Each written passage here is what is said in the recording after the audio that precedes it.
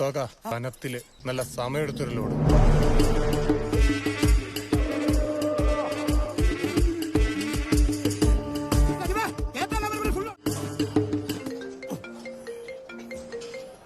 hello,